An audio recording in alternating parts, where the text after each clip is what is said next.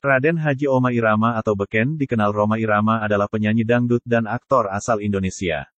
Rhoma lahir tepat tanggal 11 Desember pada tahun 1946. Dalam dunia hiburan di tanah air, ia masyhur dengan sebutan Raja Dangdut. Rhoma mengawali karirnya dalam dunia hiburan sebagai bintang film dalam film anak-anak berjudul Jenderal Kancil. Karir Rhoma dalam dunia musik sudah ia rintis sejak usia 11 tahun.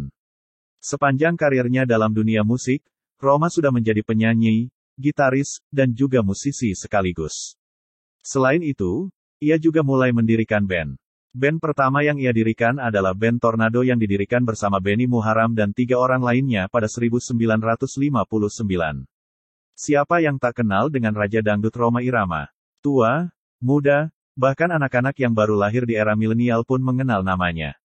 Bagi Anda yang lahir di era 80-an dan 90-an tentu lantunan musik soneta dan suara merdu sang Raja Dangdut kerap menemani masa kecil Anda.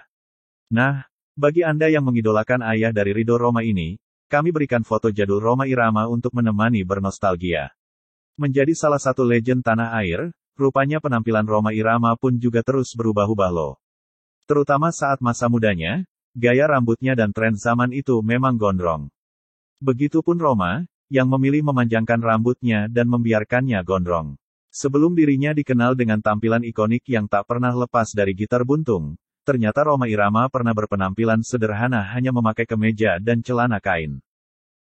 Jejak musik di Indonesia begitu melegenda, mulai dari masa keemasan Orkes Melayu Purnama hingga kini yang tengah banyak digandrungi adalah musik dangdut.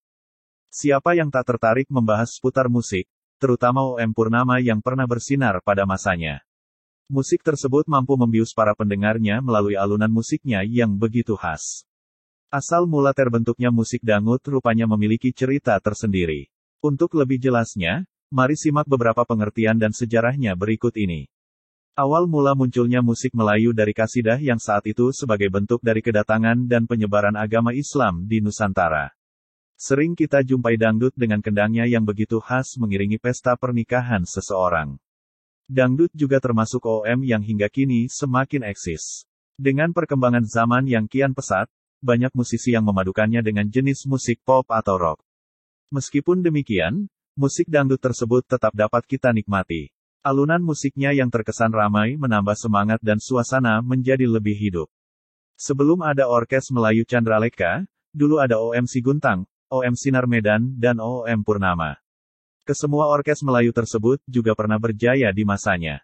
Bahkan, sempat merajai pasar musik di tanah air. Dengan munculnya berbagai jenis aliran musik, keberadaan orkes musik tersebut sempat mengalami penurunan.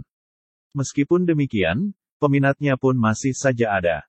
Kala itu Rhoma Irama begitu populer dengan musik orkes Melayunya, di tahun 1968 merupakan kejayaan bagi Rhoma Irama. Semenjak ia bergabung dalam orkes musik tersebut, namanya semakin melambung. Pemimpin OM Candraleka saat itu adalah Umar Alatas, lagu yang populer saat itu adalah Jelita Turena dan Ingkar Janji. Kesuksesan OM tak berhenti di situ, sang legenda Rhoma Irama pun berguru di OM Purnama yang pemimpinnya saat itu adalah Awap Abdullah. Sejak bergabung dengan OM Purnama, Rhoma Irama semakin mantap dan karirnya pun juga kian melejit. Selain menjadi seorang penyanyi, Rhoma Irama juga mulai menciptakan beberapa lagu. Meskipun hampir sebagian lagu ciptaannya merupakan saduran dari lagu-lagu India. Sebab di era 60 sampai 70-an musik India begitu mendunia dan banyak masyarakat yang antusias. Maka hal tersebut menjadi peluang bagi Rhoma dan kawan-kawan untuk terus mendalami OM Purnama. Kesuksesannya semenjak bergabung di OM Purnama tidak membuat Rhoma Irama berhenti di situ. Pada tanggal 11 Desember tahun 1970 ia membentuk sebuah grup yang bernama Soneta. Nama tersebut berasal dari nama puisi asal Italia. Saat itu Rhoma masih rekaman dengan meminta bantuan dari Awap dan personil OM Purnama lainnya. Berlanjut hingga tahun 1973, akhirnya Soneta sudah mandiri dan bisa melakukan rekaman sendiri tanpa bantuan Awap dan personil Purnama lainnya. Keputusan yang Rhoma ambil rupanya membuahkan hasil yang cukup memuaskan. Bahkan beberapa tembangnya pun sempat merajai industri musik. Sebutan Raja Dangdut pun melekat pada diri Rhoma yang kala itu memang begitu terkenal. Demikian, semoga menambah wawasan. Terima kasih.